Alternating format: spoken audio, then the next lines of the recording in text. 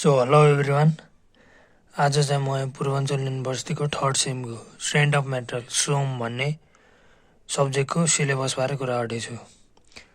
यसमा पनि हुन्छ थ्योरी, फाइनलमा थ्योरी मार्क्स 80 मार्क्स, इन्टरनल एसेसमेन्टहरू इन्टरनल मार्क्सहरू 20 अनि इन्टरनल प्र्याक्टिकल 25 गरेर टोटल मार्क्स 125 हुन्छ।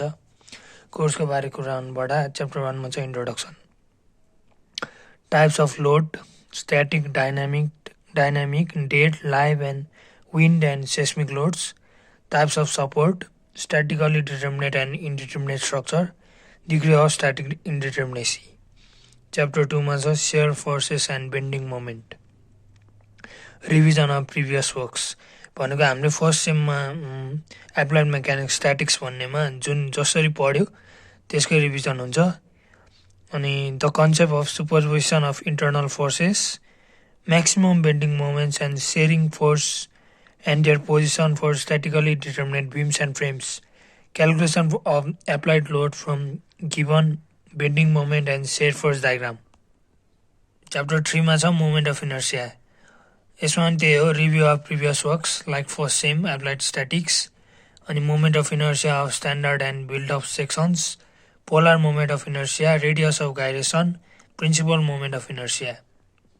त्यस्तै च्याप्टर 4 मा छ direct stresses and strains, stresses and strains, normal stress strain, shear stress strain, Hooke's law, Poisson's ratio, modulus of elasticity, modulus of rigidity, bulk modulus and their relationship, stress strain diagrams for steel, timber, masonry, concrete and RCC, ultimate stress, allowable stress, factor of safety and stress concentration, elongation of bars, varying cross sections, tapered sections, principle of superposition, compound bars subjected to axial tension and compression, thermal stresses, single bar, compound composite bar. त्यस्तै chapter 5 मा छ principal stresses, introduction, stresses on an inclined plane subjected to two mutually perpendicular normal stresses, stresses on an inclined plane subjected to two mutually perpendicular normal and shear stresses,